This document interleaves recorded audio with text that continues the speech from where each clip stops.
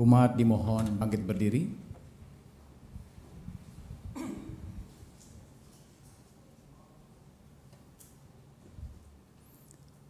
Datanglah ya Roh Kudus, masukilah keheningan kami. Datanglah ya Roh Kudus, masukilah kerinduan kami. datanglah ya Roh Kudus, Sahabat dan kekasih kami, datanglah ya Roh Kudus, sibakanlah kepura-puraan kami.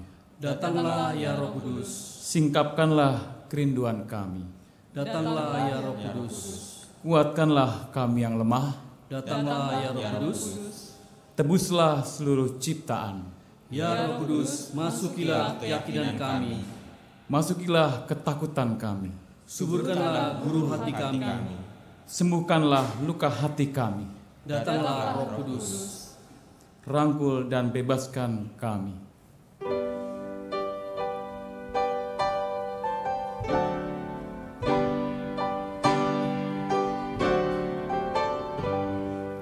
Roh Kudus tetap teguh, Kau pemimpin umat-Mu. Tuntun kami yang lemah lewat gurun dunia. Jiwa yang letih lesu mendengar panggilan-Mu. Hai musafir, ikutlah ke negeri sejahtera.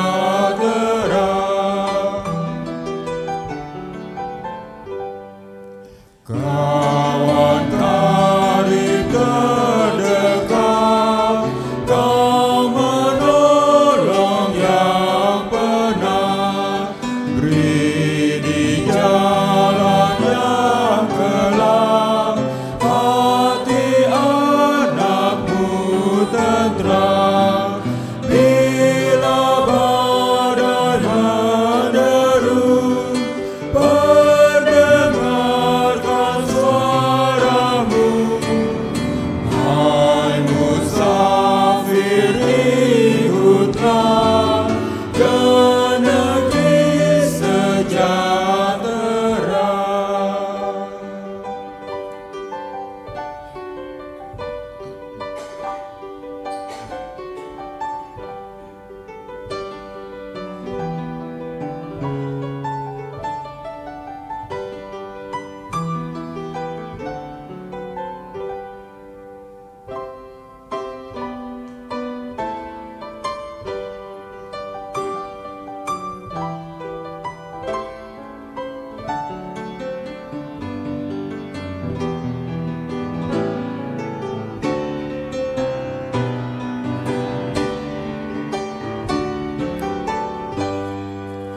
Bila nanti tamatlah pergumulan dunia, dalam surga mulia nama kita tertera.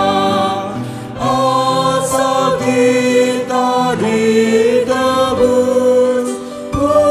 dipanggil Roh Kudus. Hai musafir, ikutlah ke negeri sejahtera. Penolong kita adalah Tuhan Allah, pencipta langit dan bumi, yang rohnya berkarya di tengah-tengah dunia. yang kasih setianya untuk selama-lamanya. Terpujilah Allah, ketiganya yang esa. Sekarang sampai selama-lamanya.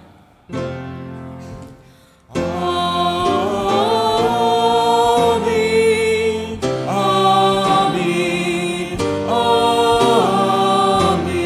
amin. Salam sejahtera Tuhan beserta saudara. Dan beserta saudara juga.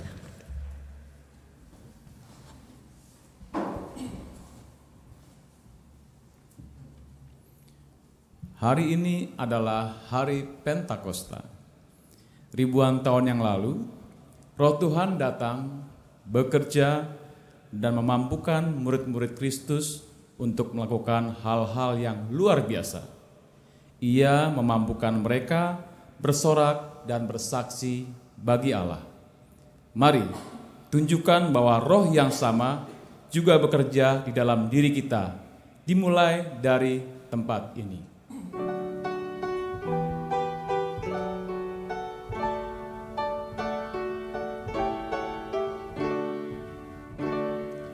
Inilah hari ke-50, hari Pentakosta. Panen pertama menjadi nampak panen dari Paskah. Untuk siapakah hasil pertama ini?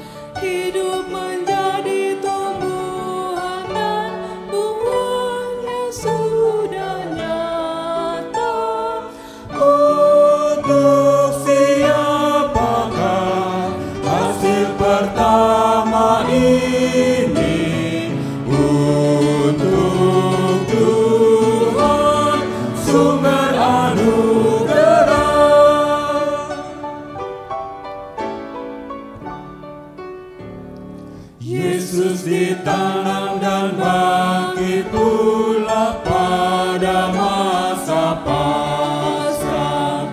Kini buahnya menjadi nyata pada Pentakosta. Untuk siapakah hasil pertama ini?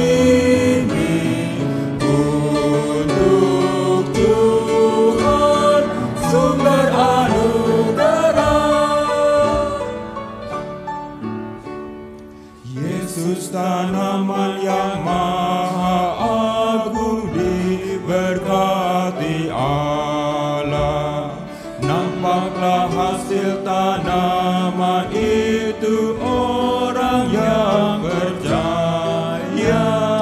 Untuk siapakah hasil pertama ini?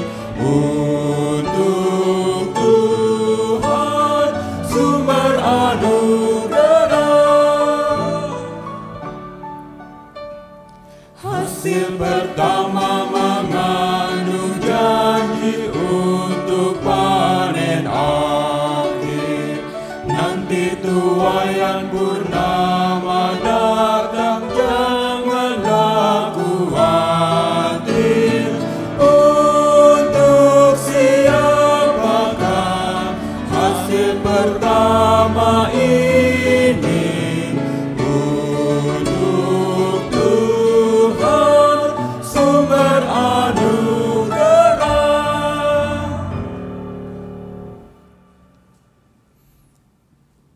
Marilah kita mengaku dan memohon kepada Allah. Ketika kita merasa sendiri, ketika kita merasa ditolak, ketika kita merasa kering dan hampa, serta tak lagi mampu berbagi. Datanglah ya Roh Kudus, datanglah.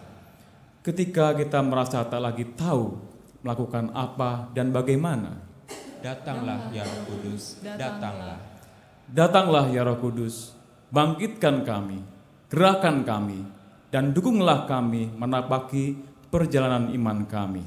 Kuasailah kami ya Roh Kudus, karena kami seringkali gagal. Umat dimohon berdoa secara pribadi.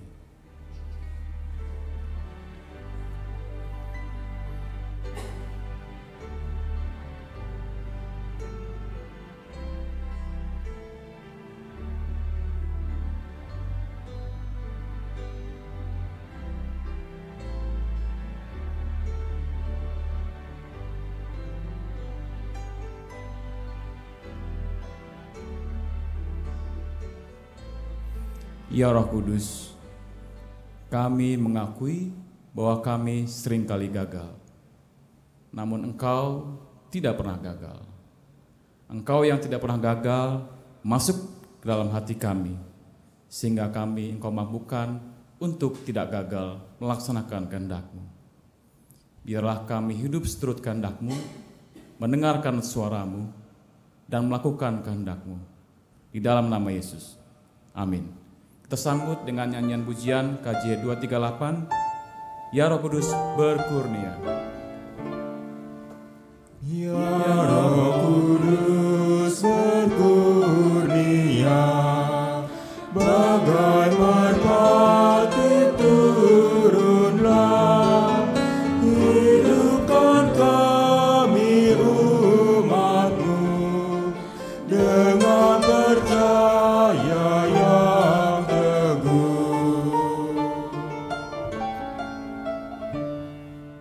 Tanpa Engkau percumalah usaha kami yang lemah, tiada arti yang penuh tanpa Engkau ya Roh Kudus.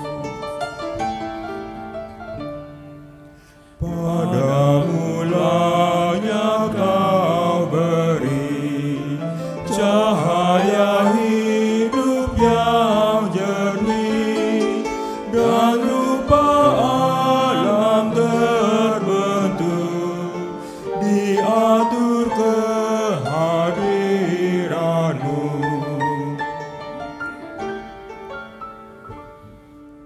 Ya Roh Kudus, diamilah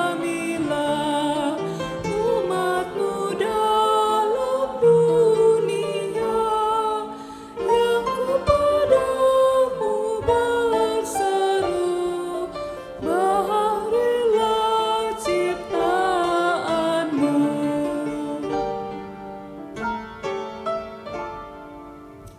Roh Allah Maha Mulia, Roh Kristus Yesus datanglah, berkati umat-Mu penuh dengan limpahan kasih-Mu.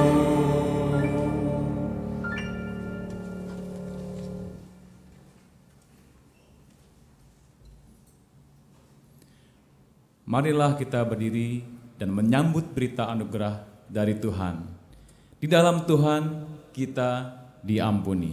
Di dalam Tuhan dosa dihapuskan. Marilah kita hidup dengan mengingat firman-Nya. Semua orang yang dipimpin oleh Roh Allah adalah anak Allah. Roma 8 ayat 14. Demikianlah berita anugerah dari Tuhan. Syukur kepada Allah. Salam kawanku, salam kawanku, salam, salam. Damai Kristus besertamu, salam, salam. Salam kawanku, salam kawanku, salam, salam. Damai Kristus besertamu, salam, salam. Salam kawanku, salam kawanku, salam, salam. Damai Kristus besertamu, salam, salam.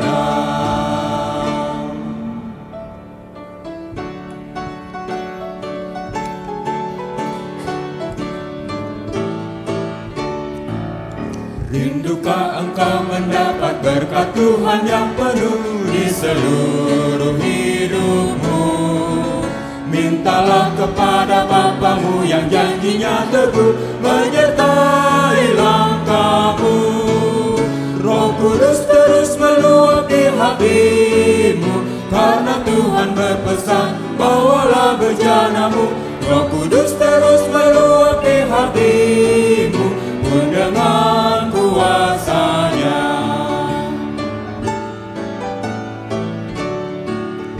Bawalah bejanamu yang kosong pada penebus, wahai kawan yang lesu. Dengan hati yang rendah tetap nantikan Roh Kudus masuk dalam hatimu. Roh Kudus terus meluapi hatimu, karena Tuhan berpesan, bawalah bejanamu. Roh Kudus terus meluapi hatimu, pun dengan kuasanya.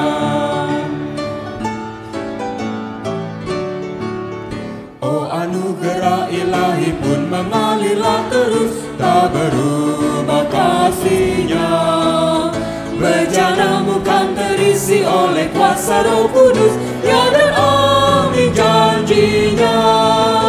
Roh Kudus terus meluapi hatimu, karena Tuhan berpesan, bawalah bejanamu. Roh Kudus terus meluapi hatimu, pun dengan kuasanya.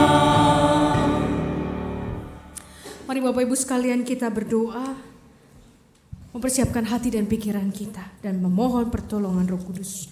Mari kita berdoa.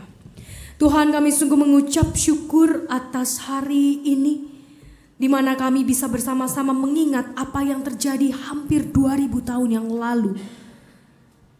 Pada masa murid-murid-Mu melayani. Kami mengucap syukur Tuhan untuk Roh Kudus yang telah Kau curahkan. Bukan hanya pada murid-murid-Mu, tapi pada setiap kami orang percaya. Kami percaya di dalam setiap hati kami, di dalam diri kami ada Roh Allah yang memampukan kami untuk bisa beriman, yang memampukan kami untuk bisa melihat bahwa Tuhan itu nyata, walaupun mata jasmani kami tidak pernah menjadi saksi kehadiran Tuhan di tengah dunia. Tapi iman kami ada karena Roh Kuduslah yang menolong kami untuk beriman. Dan bila hari ini kami bisa bersama-sama berkumpul di rumah-Mu, biarlah Tuhan kami terus disapa oleh firman, ditolong dan diingatkan kenapa Tuhan memberikan kepada kami Roh Kudus. Untuk apa Roh Kudus itu dalam hidup kami. Sehingga di dalam kehidupan kami esok, bahkan setelah kami pulang dari gereja ini, hidup kami sungguh menjadi hidup yang menjadi berkat. Karena Roh Kudus ada dalam hati dan diri kami. Tolonglah kami Tuhan yang lemah ini, dan biarlah Roh Kudus-Mu yang menguasai kami, memberikan hikmat dan bijak-Mu, memberikan kami kekuatan dan sukacita-Mu. Dan hanya di dalam nama Tuhan Yesus Kristus kami telah berdoa, kami juga bersyukur. Amin.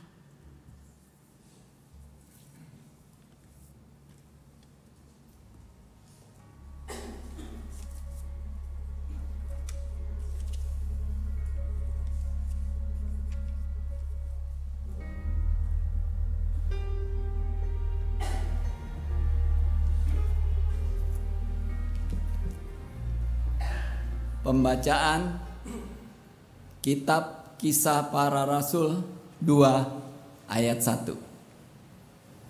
Ketika tiba hari Pentakosta, semua orang percaya berkumpul di satu tempat. Tiba-tiba turunlah dari langit suatu bunyi seperti tiupan angin keras yang memenuhi seluruh rumah di mana mereka duduk. Dan tampaklah kepada mereka lidah-lidah seperti nyala api yang bertebaran dan hingga pada mereka masing-masing. Maka penuhlah mereka dengan Roh Kudus. Lalu mereka mulai berkata-kata dalam bahasa-bahasa lain, seperti yang diberikan oleh Roh itu kepada mereka untuk mengatakannya. Waktu itu di Yerusalem diam orang-orang Yahudi yang saleh dari segala bangsa di bawah kolong langit. Ketika turun bunyi itu, berkerumunlah orang banyak. Mereka bingung, karena mereka masing-masing mendengar rasul-rasul itu berkata dalam bahasa mereka sendiri. Mereka semua tercengang-cengang dan heran, lalu berkata, "Bukankah mereka semua yang berkata-kata itu orang Galilea? Bagaimana mungkin kita masing-masing mendengar mereka berkata-kata dalam bahasa kita sendiri, yaitu bahasa yang kita pakai di negeri asal kita. Kita orang Partia, Media, Elam, penduduk Mesopotamia, Yudea dan Kapadokia, Pontus dan Asia, Frigia dan Pamfilia, Mesir dan daerah-daerah Libya yang berdekatan dengan Kirene, pendatang-pendatang dari Roma, baik orang Yahudi maupun penganut agama Yahudi, orang Kreta dan orang Arab. Kita mendengar mereka berkata-kata dalam bahasa kita sendiri tentang perbuatan-perbuatan besar yang dilakukan Allah. Mereka semuanya tercengang-cengang dan sangat termangu-mangu sambil berkata seorang kepada yang lain, "Apakah artinya ini?" Tetapi orang lain menjindir, "Mereka sedang mabuk oleh anggur manis." Maka bangkitlah Petrus berdiri dengan ke-11 rasul itu, dan dengan suara nyaring ia berkata kepada mereka, "Hai kamu orang Yahudi, dan kamu semua yang tinggal di Yerusalem, ketahuilah dan camkanlah perkataanku ini. Orang-orang ini tidak mabuk seperti yang kamu sangka, karena hari baru pukul 9. Tetapi itulah yang difirmankan Allah dengan perantara Nabi Yoel. Akan terjadi pada hari-hari terakhir, demikianlah firman Allah, bahwa aku akan mencurahkan rohku ke atas semua manusia. Maka anak-anakmu laki-laki dan perempuan akan bernubuat, dan teruna-terunamu akan dapat penglihatan-penglihatan, dan orang-orangmu yang tua akan dapat mimpi. Juga kata hamba-hambaku laki-laki dan perempuan, akan kucurahkan rohku pada hari itu, dan mereka akan bernubuat. Dan aku akan mengadakan mukjizat-mukjizat di langit, dan tanda-tanda di bawah, di bumi, darah dan api dan gumpalan-gumpalan asap. Matahari akan berubah menjadi gelap gulita, dan bulan menjadi darah, sebelum datangnya hari Tuhan, hari yang besar dan mulia itu. Dan barang siapa yang berseru kepada nama Tuhan akan diselamatkan." Demikianlah firman Tuhan. Syukur kepada Allah.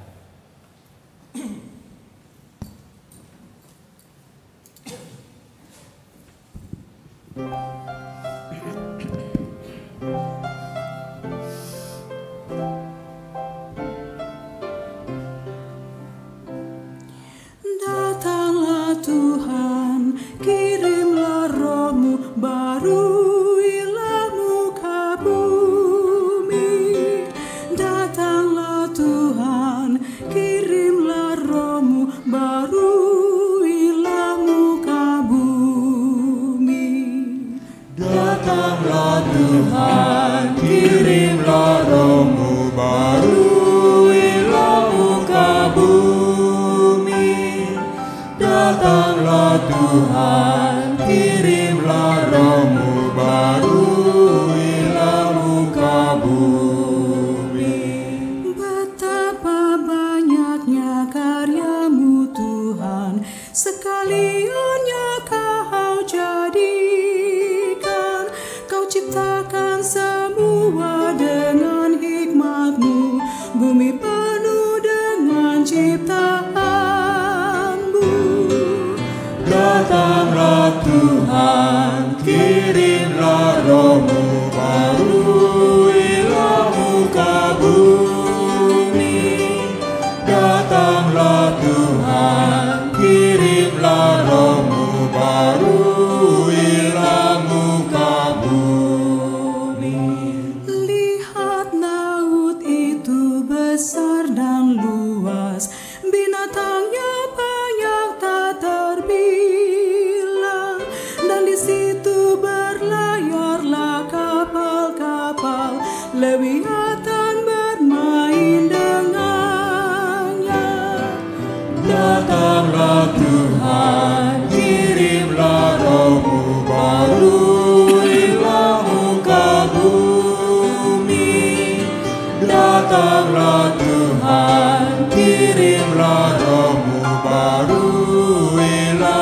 muka bumi. Semua menanti kau beri makanan, bila kau memberi di pungutnya.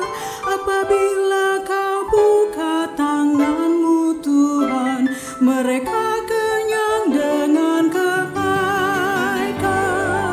Datanglah Tuhan, kirimlah roh-Mu baruilah muka bumi. Datanglah Tuhan, kirimlah roh-Mu baruilah muka bumi. Jikalau wajahmu kau sembunyikan, maka mereka pun terkejutlah. Apabila engkau ambil roh mereka, binasalah semua jadi debu. Datanglah Tuhan, kirimlah roh-Mu baruilah muka bumi. Datanglah Tuhan, kirimlah roh-Mu baruilah muka bumi. Kiranya kemuliaan Tuhan tetap, bersukalah karena karyanya. Dia yang pandang bumi hingga bergentar, gunung yang ia sentuh pun berasa. Datanglah Tuhan, kirimlah roh-Mu baruilah muka bumi. Datanglah Tuhan, kirimlah roh-Mu baruilah muka bumi. Ku nyanyi baginya selama hidup, dan bermazmur selagi ku ada. Biarlah renunganku manis terdengar, hai jiwaku pujilah Tuhan. Datanglah Tuhan, kirimlah roh-Mu baruilah muka bumi.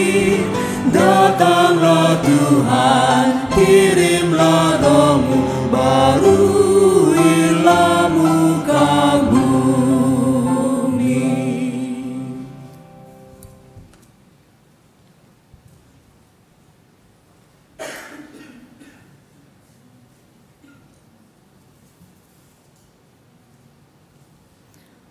Pembacaan Kitab Roma pasal 8 ayat 14.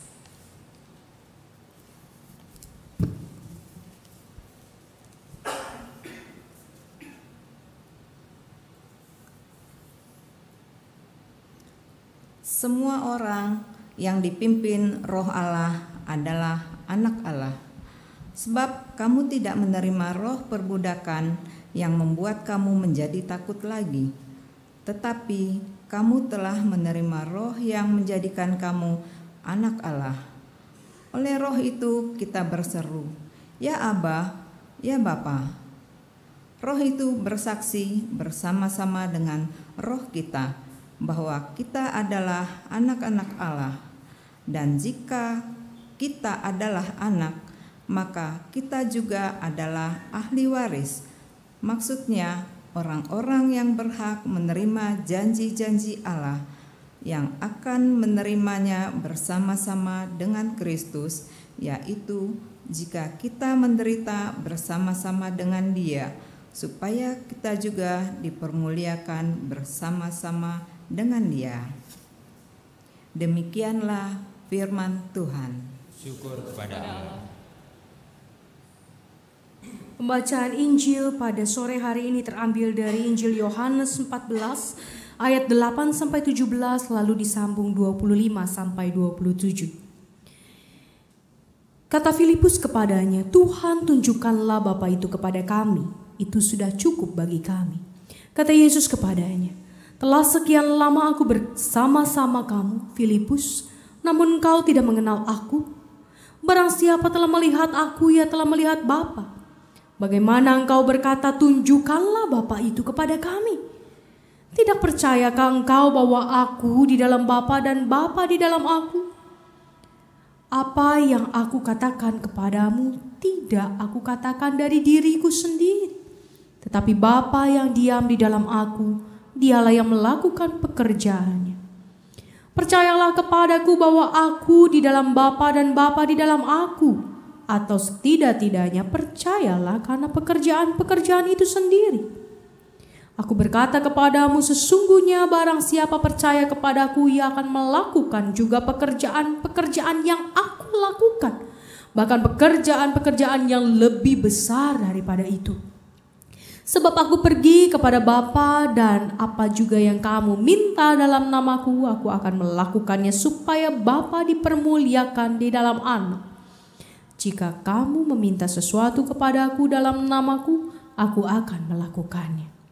Jikalau kamu mengasihi aku, kamu akan menuruti segala perintahku.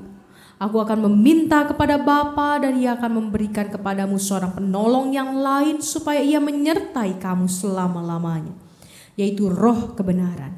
Dunia tidak dapat menerima dia, sebab dunia tidak melihat dia dan tidak mengenal dia. Tetapi kamu mengenal dia, sebab ia menyertai kamu dan akan diam di dalam kamu. Semuanya itu kukatakan kepadamu selagi aku berada bersama-sama dengan kamu. Tetapi penghibur, yaitu Roh Kudus yang akan diutus oleh Bapa dalam namaku, dialah yang akan mengajarkan segala sesuatu kepadamu dan akan mengingatkan kamu akan semua yang telah kukatakan kepadamu.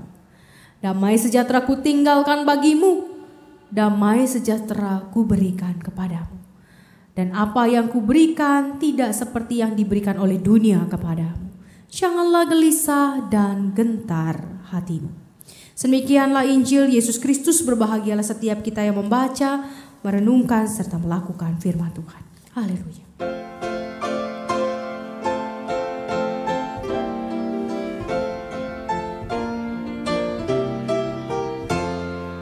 Haleluya, haleluya, haleluya, haleluya, haleluya, haleluya, haleluya, haleluya.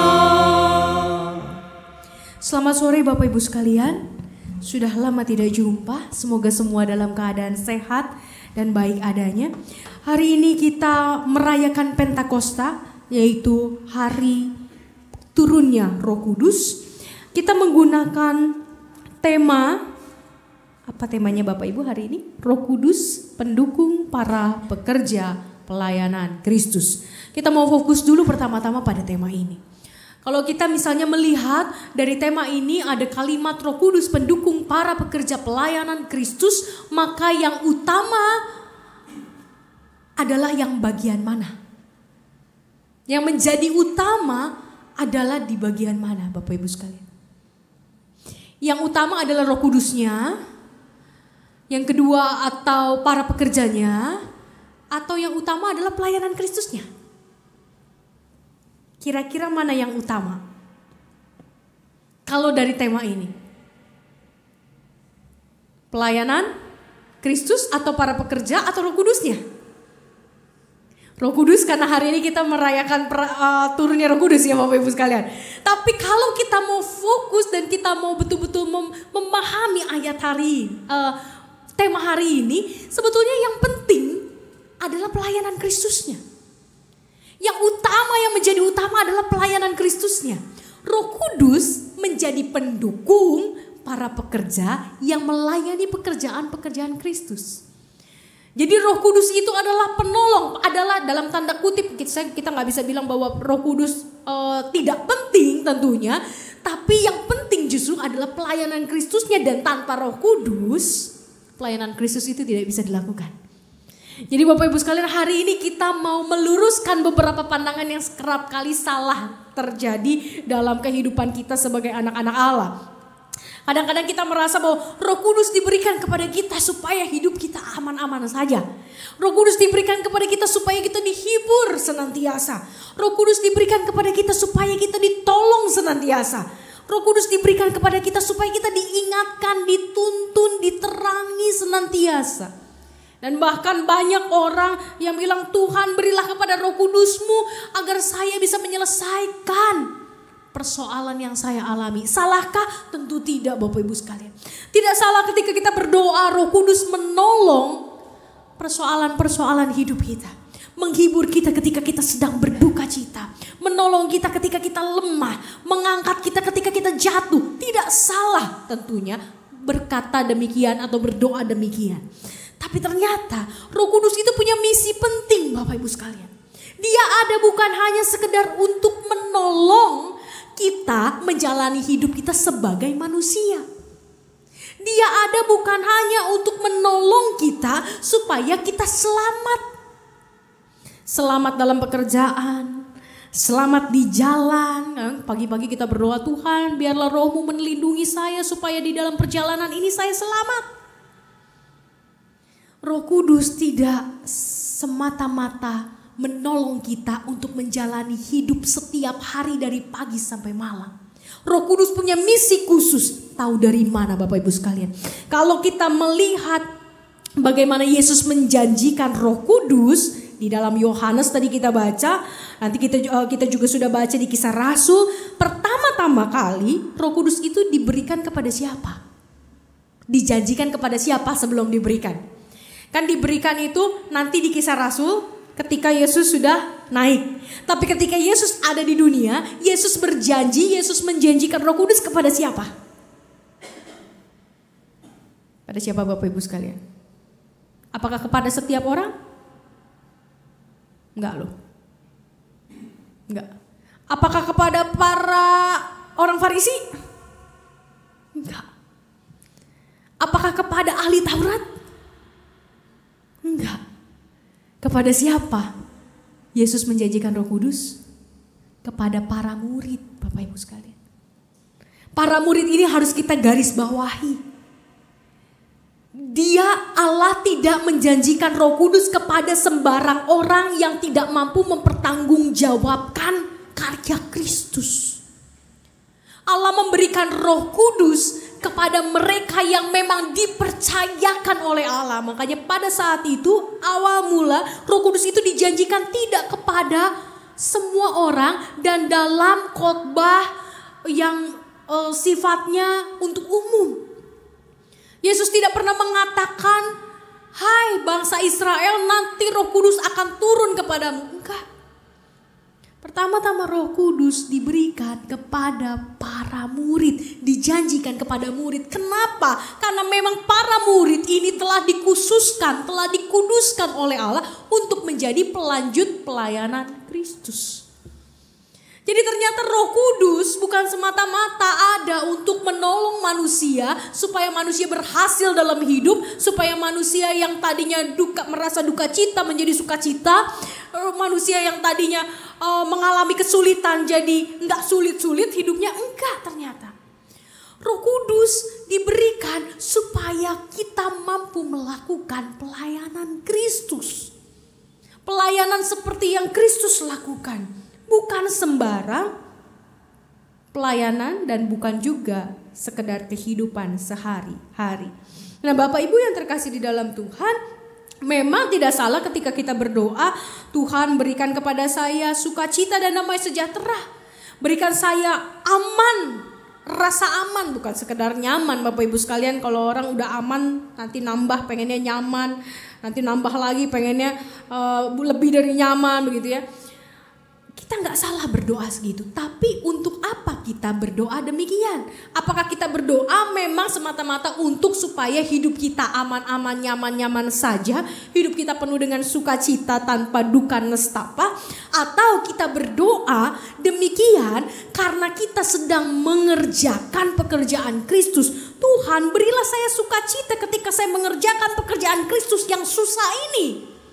Tuhan berikan saya damai sejahtera ketika saya harus menjadi pewarta kerajaan Allah, pewarta kebenaran, dan saya dibenci oleh orang-orang di sekitar saya. Tuhan berikan kepada saya rasa aman bahwa Tuhan yang akan menolong saya ketika saya menjadi orang yang jujur di kantor. Karena tahu orang jujur juga kadang-kadang dicecer. Dicecer sama atasan. Karena atasan yang gak jujur, bawahannya dicecer untuk tidak jujur juga kan. Dan itu terjadi di semua kalangan. Anak-anak Tuhan mengalami itu. Tuhan, berilah saya Roh Kudus. Berikan kepada saya hikmat lewat roh hikmat itu. Supaya saya bisa memilih apa yang baik menurut Allah. Dan apa yang benar menurut Allah dan bukan menurut saya. Jadi Bapak Ibu sekalian, Pak, kita yang mana nih ketika kita minta Roh Kudus? Kita minta Roh Kudus untuk kepentingan kita, atau kita minta Roh Kudus untuk kepentingan pelayanan Kristus? Itu sama sekali berbeda Bapak Ibu sekalian. Kalau kita meminta Tuhan hanya semata-mata untuk kepentingan kita, maka kita bukanlah pekerja Kristus. Kita bukan pekerja pelayanan Kristus. Kita hanya orang-orang yang ya hidup mengikuti apa yang menjadi kehendak kita dan mengikuti apa adanya kehidupan kita. Tapi tidak lebih dari itu. Tuhan memberikan kepada Roh Kudus karena memang mengerjakan pelayanan Kristus, mengerjakan pekerjaan Kristus bukanlah hal yang mudah. Apa saja pekerjaan Kristus. Bapak Ibu yang terkasih di dalam Tuhan, Alkitab kita memberikan begitu banyak kesaksian tentang pelayanan Kristus. Tapi tentunya jangan yang kita ingat hanya hal yang sifatnya spektakuler. Yesus membuat orang lumpuh bisa berdiri. Yesus membuat orang buta bisa melihat. Yesus membuat orang-orang yang kusta menjadi sembuh. Bahkan Yesus membuat Lazarus yang mati menjadi bangkit. Jangan melihat dari sisi spektakulernya saja Bapak Ibu sekalian. Tapi lihat dari sisi-sisi yang bahkan hampir tidak terjamah di dalam pelayanan. Yaitu sisi yang berada di dalam, sisi hati. Yesus ada, lingkup pelayanan Yesus adalah pertama tentang menyebarkan kerajaan Allah. Memberikan damai sejahtera. Bagaimana rasa damai sejahtera, sukacita itu bisa dirasakan oleh orang-orang, oleh rakyat, oleh jemaatnya, oleh umatnya, oleh anak-anaknya. Dia datang pertama-tama bukan untuk menyembuhkan saja, tapi dia datang pertama-tama untuk memberikan damai sejahtera itu. Damai sejahtera dilakukan dengan cara apa? Dengan dia merangkul orang-orang miskin. Dengan dia memberikan kesembuhan. Dengan dia mau berteman dengan orang-orang yang dibuang. Orang-orang yang tidak punya apa-apa. Yang pada saat itu menjadi orang-orang kelas 2, kelas 3, kelas 4, kelas 5 dan bukan kelas utama. Ketika semua berkumpul di Yerusalem di bait Allah, mereka hanya ada bukan hanya di pelataran. Mereka harus jauh karena rupanya orang Israel itu punya namanya lingkaran kekudusan. Orang yang kudis-kudis gak boleh masuk. Orang yang tangannya cacat, kakinya cacat, pokoknya punya cacat itu dianggap najis. Dan Yesus ada buat mereka. Yesus merangkul mereka. Para penjahat-penjahat sekalipun dirangkul oleh Kristus. Bapak Ibu sekalian, kalau beberapa waktu ini di berita, media massa, media cetak, media televisi semuanya lagi heboh tentang kasus Yuyun. Pemerkosaan terhadap anak-anak di bawah umur sekarang kasusnya sedang merebak. Lalu banyak sekali orang-orang yang langsung merespon harus dikebiri. Bapak Ibu sekalian setujukah kalau pemerkosa itu harus dikebiri? Banyak perempuan-perempuan dengan semangat, iya kebiri aja gitu ya. Tapi Bapak Ibu sekalian, apakah itu yang menjadi kehendak Kristus? Apakah itu yang menjadi kehendak Kristus? Apa kalau kita mau perhatikan, kalau kita mau dalami, khususnya kalau para psikolog mendalami, para pelaku kejahatan seksual ini merupakan korban, Bapak Ibu sekalian. Mereka tuh pada awalnya adalah korban, biasanya mereka mengalami pelecehan dari saudaranya, dari orang tuanya, dari tetangganya juga sehingga dia melecehkan kembali. Maka sebetulnya orang-orang seperti ini adalah orang-orang yang pernah ditolong. Mereka bukan penjahat kelamin. orang yang butuh ditolong. Dan kalau kita mau bandingkan dengan kehidupan kita, bukankah kita juga penjahat-penjahat dunia? Bukankah kita juga melakukan kejahatan-kejahatan? Walaupun kita bilang ya kita gak bunuh orang, kita gak perkosa orang. Tapi kan gak pernah ada dosa kecil, dosa besar di dalam Tuhan. Semua dosa sama besarnya. Bahkan dosa yang mungkin kita pikir gak dosa pun nyuap begitu ya. Kita ditangkap sama polisi karena kita melanggar peraturan lalu lintas, lalu kita kasih Pak goban deh, saya kasih gitu ya, 100.000 saya kasih. Kita merasa itu tidak dosa padahal itu dosa. Dan apa yang Tuhan lakukan kepada kita? Dia tidak membuang kita, dia tidak mengebiri kita. Dia terus rangkul kita, dia terus memberikan pengampunan kepada kita. Nah Bapak Ibu yang terkasih di dalam Tuhan, Yesus datang untuk menyampaikan kabar baik. Bahwa ada pengampunan bagimu, bahwa ada kekuatan bagimu untuk berubah. Bukan sekedar penghukuman yang Yesus bawa ke tengah dunia. Yesus juga memberikan konseling pribadi. Karena kadang-kadang orang melihat kalau orang lihat oh dia sakit, badannya sakit. Badan sakit itu, sakit badan itu jauh lebih mudah untuk disembuhkan daripada sakit hati Bapak Ibu sekalian. Sakit di tubuh kita itu jauh lebih mudah disembuhkan daripada sakit hati. Tapi Yesus menembus sampai kedalaman manusia. Menembus sampai kedalaman hati manusia. Yang dia pedulikan adalah hati Bapak Ibu sekalian. Yang dia pedulikan adalah hati anak-anaknya. Bukan sekedar kesembuhan yang di luar. Bapak Ibu yang terkasih di dalam Tuhan. Yesus memberikan konseling. Dia memberikan waktunya. Dia memberikan hatinya untuk mendengar. Untuk berbagi. Untuk melakukan hal-hal yang menyentuh hati. Bukan sekedar menyentuh tubuh. Yesus mengampuni dosa. Berapa banyak di dalam kisah-kisah Alkitab. Kita melihat bahwa ketika Yesus memberikan kesembuhan, menyembuhkan orang lain. Ada hal yang ia katakan di akhirnya. Dosamu sudah diampuni. Pergilah dan jangan berbuat dosa lagi. Kenapa? Karena sesungguhnya dosa, kesalahan, kelalaian kita sebagai manusia, kelemahan kita sebagai manusia, itulah yang Yesus pedulikan. Bagaimana dengan kita? Apakah kita sudah mengerjakan pekerjaan-pekerjaan Kristus? Apakah kita kemudian merangkul orang-orang yang keliru? Atau sebaliknya malah kita mendakwa mereka dan kita kemudian memenjarakan mereka di dalam penghakiman kita? Atau kita mengajak mereka kembali? Mengajak mereka bicara, kenapa kamu melakukan ini? Apa yang perlu saya bantu? Apa yang bisa saya bantu? Dan bukan, ya memang dia mah begitu, gak bisa ditolong lagi. Bapak Ibu, Kristus turun ke dunia untuk menyentuh, untuk menjamah hati. Banyak orang yang lumpuh hatinya, bukan lumpuh kakinya. Banyak orang yang buta hatinya dan bukan buta matanya. Banyak orang yang mengalami kusta di dalam hatinya. Karena begitu banyak rasa sakit di dalam hatinya, maka begitu banyak kusta, begitu banyak luka di dalam hatinya. Dan dia menjadi pribadi yang tidak menyenangkan. Padahal kulitnya mulus semulus-mulusnya. Bapak Ibu yang terkasih, itu yang dilakukan Kristus. Itulah pekerjaan-pekerjaan Kristus.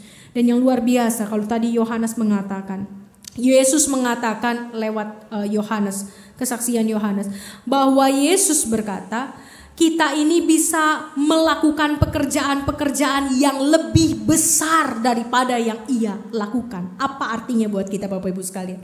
Kita mungkin bertanya, bagaimana mungkin manusia bisa melakukan pekerjaan-pekerjaan yang lebih besar daripada Kristus? Berarti kita bisa menyaingi Allah dong. Berarti kita bisa menandingi Allah dong. Tentu bukan soal itu Bapak Ibu sekalian. Kalau kita berpikir Yesus bilang bahwa kita bisa melakukan pekerjaan-pekerjaan yang lebih besar, maka artinya kita bisa menyaingi Allah. Itu takabur Bapak Ibu sekalian. Gede kepala kita. Tapi apa arti Yesus mengatakan demikian? Hal yang sederhana Bapak Ibu sekalian. Yesus melayani berapa tahun? Dari usia berapa sampai berapa? Yesus melayani dari usia 30 sampai 33. Berapa banyak dari kita yang melayani dari usia 15 sampai 51, bahkan sampai 61, sampai 71, sampai 81? Banyak kan? lebih banyak dari yang Yesus lakukan. Waktunya lebih banyak. Dan kalau Yesus dalam 3 tahun saja bisa mengubah begitu banyak orang, di dalam kelemahannya. Kita nggak melihat Yesus sebagai Tuhan dulu nih ya, sebagai manusia. Kita melihat dia sebagai manusia yang juga melawan dosa, yang juga bergumul dengan dosa. Dalam 3 tahun dia bisa mengubah begitu banyak jiwa. Dalam 3 tahun dia bisa mengubah begitu banyak hati, begitu banyak sifat yang buruk. Bagaimana dengan kita yang melayani lebih dari Yesus melayani? Lebih banyak waktunya. Inilah maksud Tuhan, bahwa kamu akan mengerjakan pekerjaan-pekerjaan yang lebih besar dari yang aku lakukan. Dan kalau Yesus belajar, Yesus juga bergumul sebagai manusia. Dia mengalami pertumbuhan di dalam hidupnya. Dia mengalami pengajaran tentang Tuhan, pengertian tentang Tuhan. Sedemikian rupa sampai di usia 33. Belajar dia stop. Sebagai manusia belajar dia stop di usia 33. Tapi kita sebagai manusia belajar kita belum stop. Sampai Tuhan memanggil. Kalau Tuhan manggilnya umur 90, ya kita akan terus belajar sampai 90. Masalahnya ketika Yesus meninggal di usia 33, dia sudah mencapai kematangan sampai segini sebagai manusia. Kita nanti dipanggil Tuhan umur berapa? Nggak tahu ya, ada yang 60, 70, 80, 90, kalau bisa ada yang lebih 100, sampai kemana matangan kita. Yesus di usia 33 meninggal, kematangannya sudah segini, cukup dewasa. Tapi 33 itu termasuk muda Bapak Ibu sekalian. Masih banyak pengalaman yang sebetulnya bisa ia alami, dia bisa pelajari, dia bisa mendalami Allah lebih lagi. Dia bisa mengolah hatinya lebih lagi sebagai manusia. Tapi Tuhan Allah memberikan waktu 33. Kita diberikan waktu lebih banyak. Sampai mana kematangan kita nanti ketika Yesus panggil kita balik ke rumah Bapa. Apakah sama dengan Yesus? Paling tidak. Sebagai manusia. Karena Yesus pun punya kelemahan sebagai manusia. Sebagai Allah jangan ditanya. Gak ada kelemahan dia. Selain gak bisa berhenti mencintai kita. Tapi apakah kita kemudian karena waktu yang Tuhan berikan untuk belajar lebih banyak, apakah kita belajar lebih banyak daripada Yesus belajar di dunia atau tidak? Itulah arti megas di dalam bahasa Yunani. Bahasa Yunani, pekerjaan-pekerjaan yang lebih besar daripada pekerjaan-pekerjaan yang kulakukan itu disingkat jadi satu kata, megas. Bahwa pekerjaan kita bisa berdampak lebih besar. Kita bisa melayani juga lebih banyak orang karena waktu yang Tuhan berikan lebih panjang buat hidup. Kita bisa melayani lebih banyak suku bangsa. Dulu Yesus hanya sempat melayani para kaumnya, orang-orang Israel. Kita bisa melayani lebih banyak lagi kaum, kita bisa lebih banyak lagi melayani berbagai macam suku bangsa dari semua kalangan, dari kalangan ekonomi menengah, atas, bawah, kita bisa melayani mereka. Laki-laki, perempuan, dulu Yesus susah untuk melayani perempuan. Kenapa? Karena ada stigma tentang laki-laki kalau belum muhrim begitu ya dengan perempuan gak boleh, ketahuan ngomong, ketahuan ngobrol, berduaan saja. Kita bisa. Mau laki-laki mau perempuan, sudah tidak ada lagi tembok-tembok yang demikian. Kita bisa melakukan pekerjaan yang lebih besar daripada Kristus. Nah Bapak Ibu yang terkasih di dalam Tuhan, apalagi yang mau kita pelajari hari ini? Ada hal yang penting lagi dari bacaan kita hari ini. Kita mau melihat di Kisah Rasul 2 ayat 17-19. Kalau tadi kita melihat bahwa pekerjaan-pekerjaan Yesus adalah pekerjaan-pekerjaan yang menolong orang, yang mengubah hati, yang menyentuh hati, yang merangkul orang miskin, merangkul para perempuan yang dibuang, merangkul anak-anak juga yang diremehkan. Bahkan kalau kita melihat lukisan Yesus yang merangkul anak-anak, itu banyak sekali dijual. Bagaimana kisah Lukas itu dibuat sebuah lukisan yang indah. Namun di Kisah Para Rasul, kita juga diberikan kuasa untuk menyatakan suara Allah lewat nubuat-nubuat, lewat mukjizat-mukjizat. Jadi mukjizat itu juga tetap ada. Cuma mukjizat seperti apa? segala macam mukjizat bisa terjadi Bapak Ibu sekalian. Segala macam mukjizat bisa terjadi. Dari orang yang tadinya hatinya sudah tidak punya semangat, lalu kita hanya datang dengan senyum, dengan sentuhan, dengan doa kita, hatinya kembali membara, kembali punya semangat. Itu pun sudah mukjizat. Kita datang hanya dengan senyum yang tulus. Kita datang hanya dengan doa yang tulus. Dan Roh Allah yang bekerja lewat kita kepada orang-orang tersebut bisa memberikan mukjizat. Karena orang yang sudah patah hati, orang yang sudah patah semangat, biasanya lebih memilih untuk bunuh diri. Dan akhirnya tidak bisa melakukan apa-apa. Tapi dengan kehadiran kita sebagai pekerja-pekerja Kristus, kita bisa memberikan mukjizat. Dan bagi mereka mungkin kita adalah sebuah mukjizat yang dikirim oleh Allah. Ketika saya sedang sedih, saya sedang putus asa, saya sedang merancangkan bagaimana supaya saya mati secepat-cepatnya. Ternyata kamu datang menolong saya hanya dengan senyumanmu, dengan perkataanmu. Kamu cuma ngomong satu kalimat, tapi itu sudah menolong saya. Itu bentuk nubuat Bapak Ibu sekalian, bentuk mukjizat. Bahwa Allah memakai kita, memakai mulut kita untuk memberkati orang lain. Bahkan mungkin kata-kata itu akan kita lupa. Saya gak pernah kayaknya ngomong gitu sama kamu. Benar kamu nolong saya. Kamu ngomong ini sama saya. Dan itu yang membuat saya akhirnya mau maju dalam hidup. Dan kita udah lupa tuh. Tanpa sadar kita menjadi Allah Tuhan, bukan? Bapak Ibu yang terkasih. Lalu kemudian kalau tadi kita masih menyambut di dalam Yohanes di ayat ke-17. Kita diberikan kuasa untuk menyatakan kebenaran. Menyatakan kebenaran di dunia seperti ini. Itu hal yang tidak mudah. Karena kita lebih mudah untuk mengatakan apa yang baik dan menyenangkan buat orang lain ketimbang apa yang benar menurut Tuhan. Dan bahkan pertimbangannya, saringannya pun sulit. Karena kita sulit untuk membedakan, menyaring mana benar menurut kita sebagai manusia dan mana benar menurut Allah. Kata-kata kita harus betul-betul disaring. Tapi Roh Allah memampukan kita untuk melakukan itu. Seperti Kristus melakukannya. Makanya perkataan Kristus itu kalau kita membaca Injil bagaimana dia menjawab pertanyaan-pertanyaan cobaan dari para orang Farisi dan ahli Taurat. Pernyataan dan jawaban Yesus itu tajamnya luar biasa Bapak Ibu sekalian. Pernyataan Yesus, jawaban Yesus itu betul-betul penuh hikmat sehingga membuat orang gak bisa nyerang lagi tapi malah mikir, oh iya saya diem. Itulah yang dimampukan oleh Roh Kudus. Menyatakan kebenaran. Bukan sekedar kebenaran versi manusia, tapi kebenaran versi Allah yang tidak bisa diganggu gugat lagi.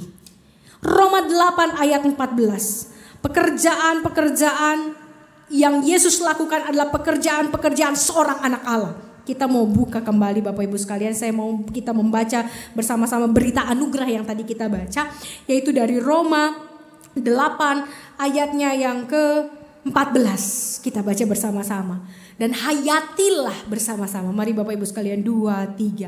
Semua orang yang dipimpin Roh Allah adalah anak Allah. Kita baca lebih pelan, lebih masuk ke hati. 2, 3. Semua orang yang dipimpin Roh Allah adalah anak. Apakah kita menjadi orang-orang jemaat Tuhan yang dipimpin oleh Roh Allah Bapak Ibu sekalian? Dan kita bisa mengatakan ya saya anak Allah. Lalu kemudian orang bertanya mana buktinya? Karena kalau sekadar kita mengatakan oh iya saya anak Allah. Lalu kemudian orang yang tidak percaya bertanya emang anak Allah itu kayak mana? Emang anak Allah itu kayak gimana? Anak Allah itu seperti apa? Perasaan kamu gak ada bedanya sama orang lain. Kamu gak ada bedanya sama saya. Buat orang-orang yang tidak percaya. Nah Bapak Ibu sekalian. Ketika di sini dikatakan di Roma 8 ayat 14. Semua orang yang dipimpin oleh Roh Allah adalah anak-anak Allah. Bahkan itu diulang berkali-kali. Ayat 15. Sebab kamu tidak menerima roh perbudakan.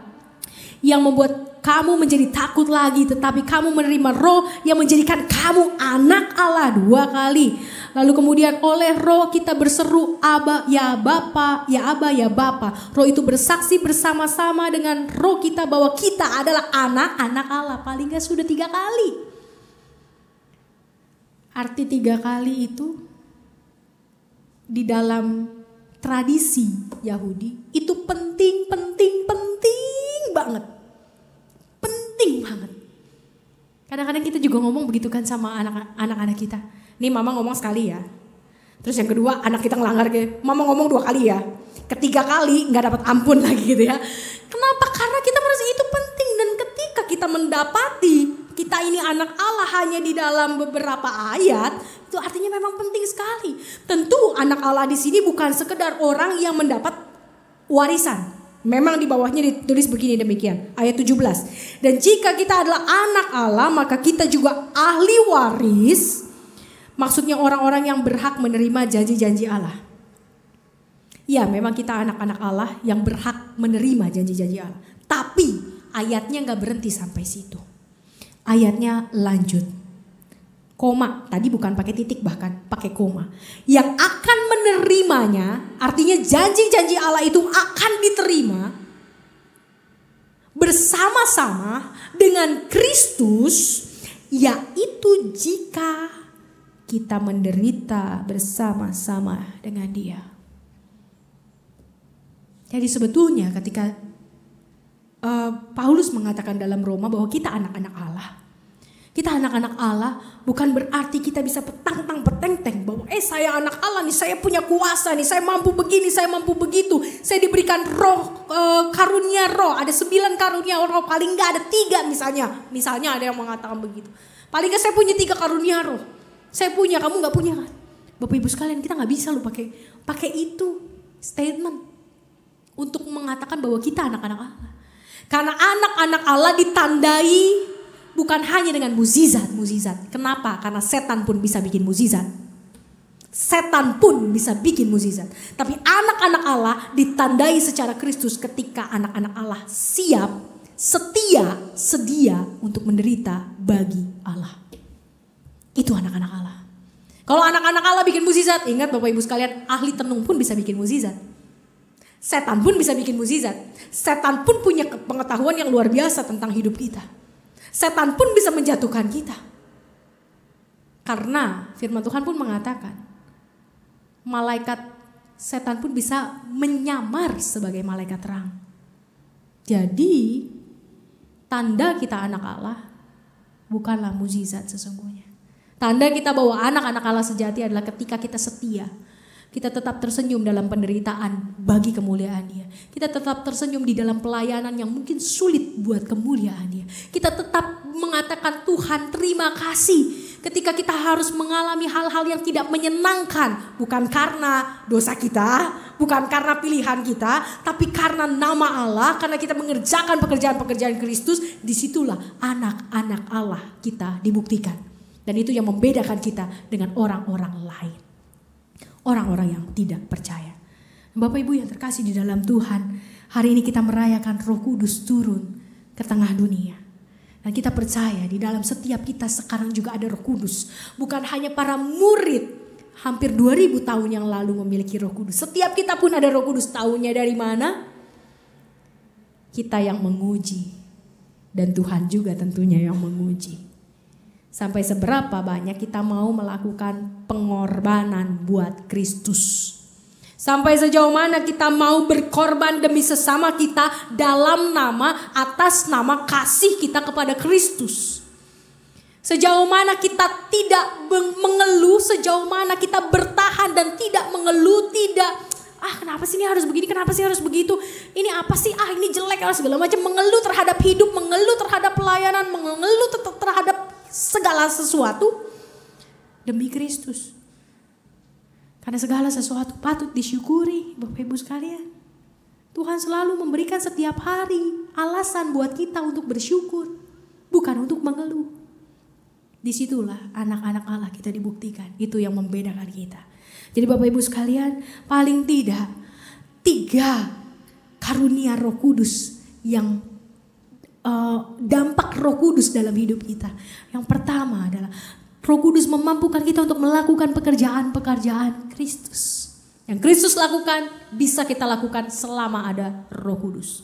Yang kedua, Roh Kudus memberikan kepada kita roh kebenaran sehingga kita bisa melakukan kebenaran, memperkatakan kebenaran versi Allah, bukan versi dunia, bukan versi manusia. Sehingga kita tidak bisa diganggu gugat.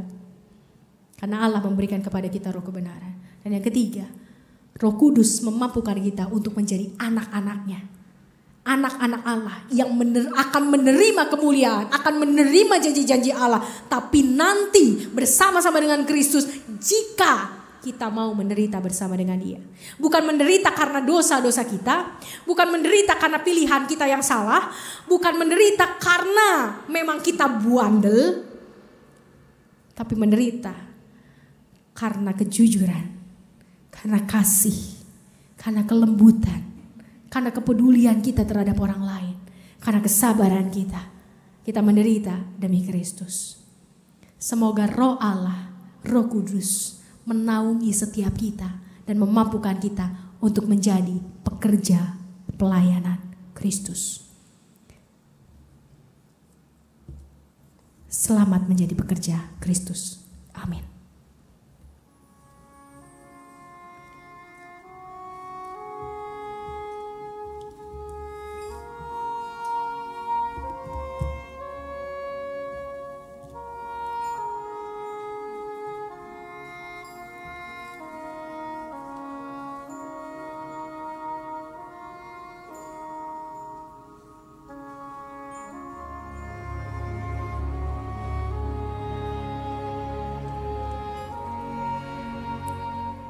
Terima kasih, bisa untuk berdiri. Marilah kita bersama dengan umat Allah di masa lalu, masa kini dan masa depan, mengingat pengakuan pada baptisan kita menurut pengakuan iman rasuli.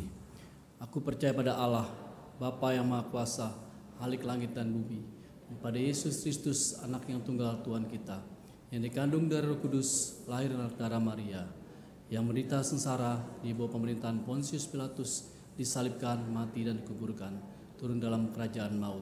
Pada hari yang ketiga bangkit pula dari antara orang mati, naik ke surga, duduk sebelah kanan Allah, Bapa yang Maha Kuasa. Dari sana Ia akan datang untuk menghakimi orang hidup dan yang mati.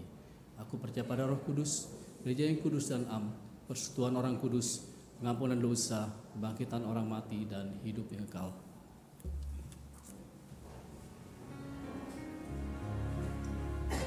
Mari Bapak Ibu sekalian kita berdoa. Tuhan, kami mengucap syukur atas Roh Kudus-Mu yang Kau berikan kepada kami. Dan Roh Kudus-Mu membuat hidup kami menjadi hidup yang tidak biasa saja. Roh Kudus-Mu membuat kami punya hidup yang luar biasa, yang penuh dengan pekerjaan-pekerjaan yang luar biasa, yang membangun, yang memberikan sukacita, yang membawa damai sejahtera, yang memberikan perubahan. Walaupun ketika kami mengerjakan pekerjaan-pekerjaan yang luar biasa itu, membuat kami dibenci oleh banyak orang. Membuat kami harus mengolah hati, mengolah pikiran dengan sedemikian rupa agar kami tidak jatuh di dalam penghakiman terhadap orang lain ataupun jatuh dalam kelemahan kami sebagai manusia. Roh Kudus-Mu lah yang menolong kami, dan kami sungguh mengucap syukur kalau Tuhan tidak pernah menyerah terhadap kami. Tuhan tidak pernah menarik Roh Kudus daripada kami. Bahkan Tuhan senantiasa mengingatkan bahwa Roh Kudus bersemayam di dalam diri kami dan mampu memberikan kepada kami kuasa yang tidak pernah dapat digantikan oleh dunia. Kami mengucap syukur Tuhan.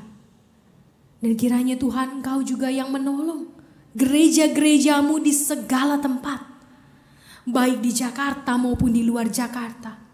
Dari Sabang sampai Merauke, baik di Indonesia maupun di luar negeri. Tuhan, berikanlah terus kepada gereja-Mu Roh-Mu, agar gereja-Mu mampu membawa damai dan perubahan bagi dunia yang sedang panas ini. Panas oleh peperangan, panas oleh perselisihan, panas oleh kebencian, panas oleh dosa manusia. Tolong kami Tuhan, jadikan kami gereja yang penuh kuasa, sehingga orang pun tidak mempertanyakan keberadaan Roh Kudus dalam diri kami, tapi orang menyaksikan lewat hidup kami betapa Roh Allah mendiami kami. Tuhan, kami mau berdoa untuk sidang Dewan Gereja Reformasi yang sedang berlangsung di Kuba sampai tanggal 17 nanti. Tuhan, kiranya Engkau yang menolong semuanya. Semua eksekutif komite dapat melakukan tugas dan tanggung jawabnya. Bisa merancangkan program-program yang baik yang bisa menjangkau lebih banyak lagi jiwa. Menyatukan hati gereja-gereja reformasi di seluruh dunia. Dan terutama Tuhan, persiapan kami untuk merayakan 150 tahun reformasi pada tahun 2017 nanti. Sehingga sungguh reformasi, kami menjadi gereja yang mereformasi diri terus. Mengalami perubahan terus menerus, perubahan yang ke arah yang lebih baik. Kami juga mau berdoa Tuhan untuk pemerintahan kami, untuk bangsa dan negara, untuk kota kami, pemerintah kota kami. Kiranya Engkau memberikan kepada gubernur kami hati yang semakin lembut, tutur kata yang semakin berhikmat, yang penuh dengan kebijaksanaan dari Allah. Sehingga ia mampu merangkul lebih banyak lagi masyarakat, mampu menjadi berkat bagi lebih banyak lagi penduduk Jakarta. Kami juga berdoa Tuhan untuk presiden kami. Berikan kepada dia hati yang terus semakin takut kepada Tuhan. Berikan kepada dia juga keberanian untuk mengambil jalan yang tidak biasa. Jalan yang mungkin bahkan membahayakan karir politiknya. Tapi sungguh menjadi kebaikan bagi masyarakat dan bangsa kami. Berikan dia pertolongan, perlindungan yang ia butuhkan. Ketika orang-orang mulai mencari kesalahannya dan mulai mencecar dia, berikan hati yang tenang dan teguh sehingga ia tetap menjadi pemimpin yang penuh dengan integritas. Kami berdoa Tuhan untuk program-program yang sudah kami mulai sejak bulan April kemarin. Lewat badan pelayanan juga yang telah dilantik dan akan dilantik. Tuhan berkatilah setiap program dan biarlah Roh Kudus-Mu ada di dalam setiap program. Sehingga setiap kami umat-Mu siapapun yang datang ikut serta di dalam program-program gereja kami mengalami kuasa Roh Kudus. Kami juga berdoa untuk saudara-saudara kami yang sedang sakit. Secara khusus kami berdoa untuk Ibu Yenita, simpatisan gereja kami yang sampai saat ini mengalami koma. Berkati keluarga, kuatkan suami, anak-anak. Sehingga suami dan anak-anak dan seluruh keluarga besar juga dapat mendampingi Ibu Yenita walau dalam keadaan yang sangat tidak berdaya. Kiranya Engkau menolong Tuhan. Saudara-saudara kami juga yang di dalam pemulihan, untuk Penatua Budi Santoso yang baru dioperasi usus buntunya pada hari Jumat kemarin. Tuhan, pulihkanlah tubuhnya.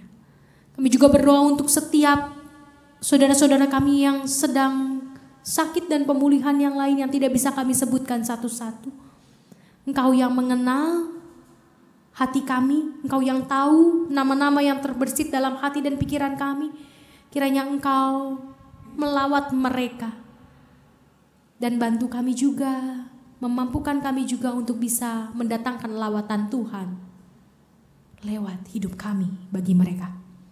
Terima kasih Tuhan Yesus. Banyak hal yang ingin kami sampaikan di dalam doa kami. Banyak hal yang menjadi kerinduan hati kami. Tapi Engkau Allah yang mengenal hati kami sampai ke kedalamannya. Maka kami mau menaikkan setiap doa harapan yang ada dalam setiap hati kami yang Engkau tahu dan kami yakin Engkau tahu. Hanya ke dalam nama Tuhan Yesus Kristus yang mengajar kami bersama berdoa.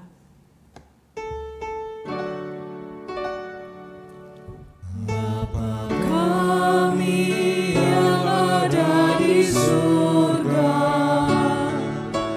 dikuduskanlah nama-Mu, datanglah kerajaan-Mu, jadilah kehendak-Mu di bumi seperti di surga. Beri kami hari ini makanan yang secukupnya. Ampuni salah kami seperti kami ampuni yang bersalah pada kami. Jangan bawa kami dalam pencobaan, melainkan lepaskan kami dari yang jahat. Sebab Kaulah yang punya kerajaan dan kuasa dan kemuliaan sampai selama-lamanya.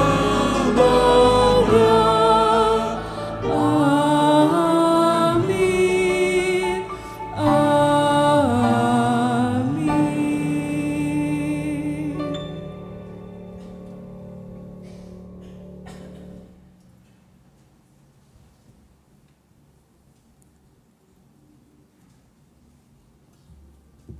Umat yang dikasihi Tuhan, di hari Pentakosta ini, marilah kita membawa persembahan syukur tahunan kita dengan hati yang dipenuhi rasa syukur karena setiap kebaikan Tuhan. Dan kita juga mau mengingat firman Tuhan yang terambil dari Mazmur 106 ayat 1 yang demikian bunyinya. Haleluya, bersyukurlah kepada Tuhan sebab Ia baik, bahwasanya untuk selama-lamanya kasih setianya. Bapak Ibu yang terkasih, kita akan membawa persembahan syukur kita dengan maju ke depan, dimulai dari baris terdepan, keluar dari tengah, lalu kembali dari sisi kiri dan sisi kanan. Ku dengar berkat-Mu turun sebagai lagu syukur kita.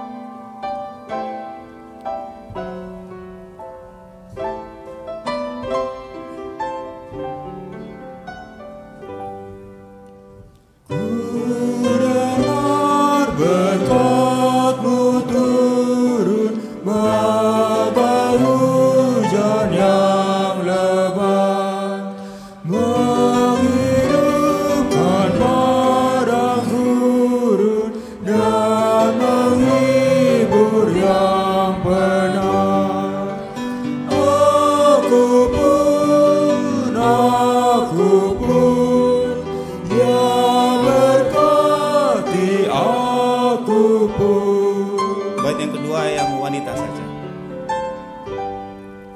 Bapa, jangan Kau lewati aku walau jemaat. Ku tak layak Kau dekati, namun rahmat-Mu besar. Aku pun kasihani aku pun. Bait ketiga, jemaat yang pria saja. Mampirlah ya Juru Selamat, Kau dambaan hatiku. Kristus beri berkuasa dalam diri hamba-Mu. Aku pun ya terangi aku pun.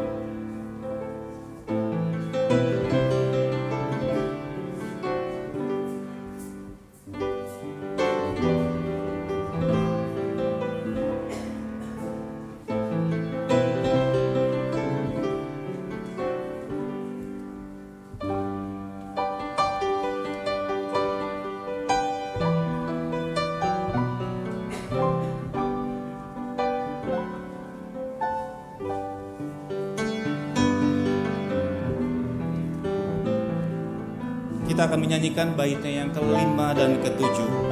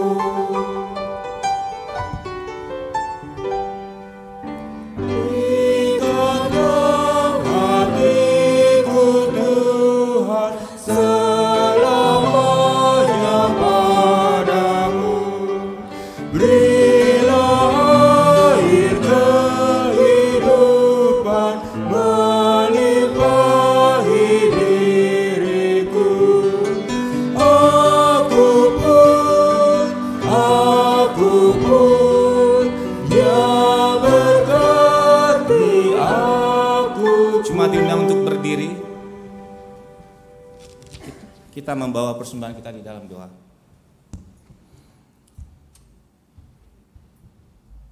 Ya Tuhan, sumber anugerah, di sore hari ini, di hari Pentakosta ini Tuhan, kami mengucap syukur kepadamu karena Engkau sudah menganugerahkan Roh-Mu yang kudus di dalam hidup kami. Karena Engkau sudah memberikan roh penghibur, roh kebenaran yang menolong kami untuk hidup di dalam kebenaran-Mu Tuhan. Dan kami juga bersyukur karena Roh-Mu yang kudus yang boleh diam di dalam hidup kami, sehingga kami boleh hidup di dalam janji-janji-Mu, hidup di dalam kehendak-Mu.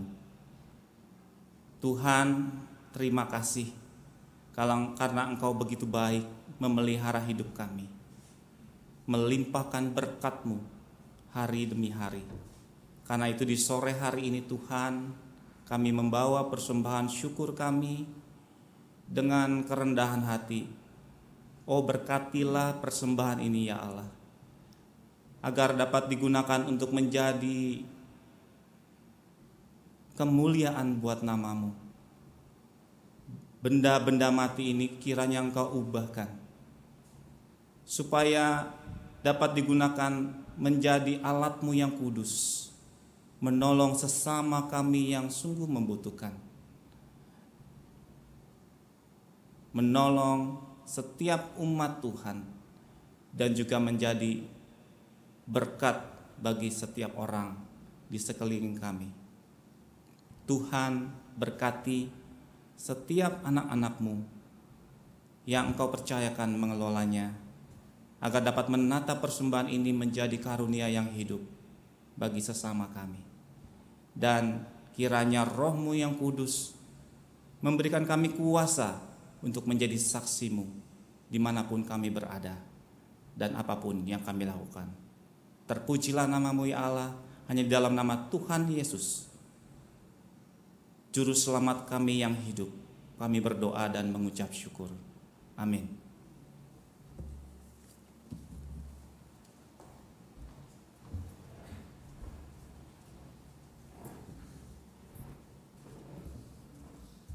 Pergilah dan berkaryalah di dunia.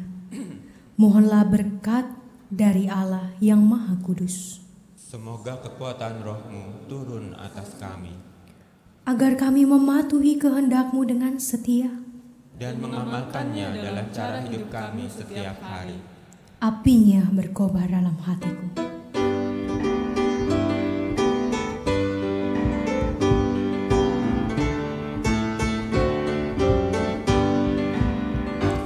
Apinya berkobar dalam hatiku, ku kira karena Yesus yang memberi, dihangatkan jiwaku, tak perlu ku mengeluh, darahnya membasuh diriku.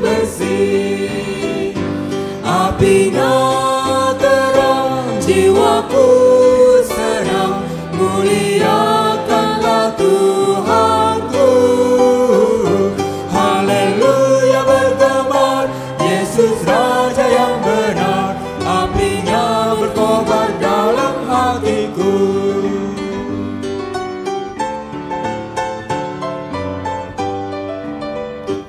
Apinya berkobar dalam hatiku, gembira hatiku selamanya. Ku bersaksi berseru, Yesus Juru Selamatku, karena ku berpegang pada janjinya. Apinya terang, jiwaku senang, muliakanlah Tuhanku. Haleluya bergema, Yesus Raja yang benar, apinya berkobar dalam hatiku.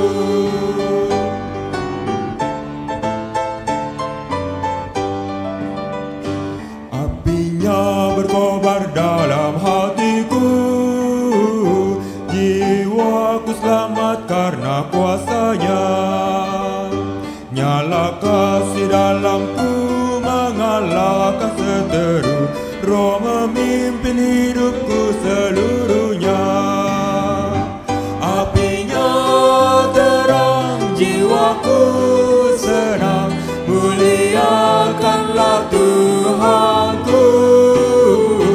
Haleluya bergema, Yesus Raja yang benar, apinya berkobar dalam hatiku. Pulanglah dalam semangat tuntunan Roh Kudus untuk menjadi pendamai di tengah permusuhan.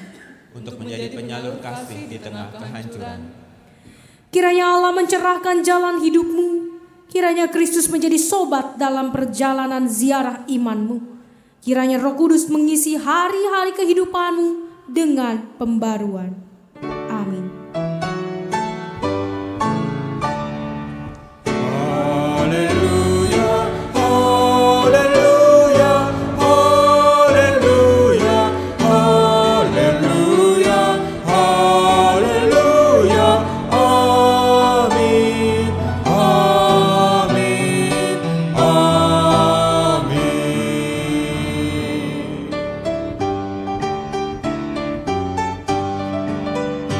Apinya berkobar dalam hatiku, dinyalakan iman dan harapku.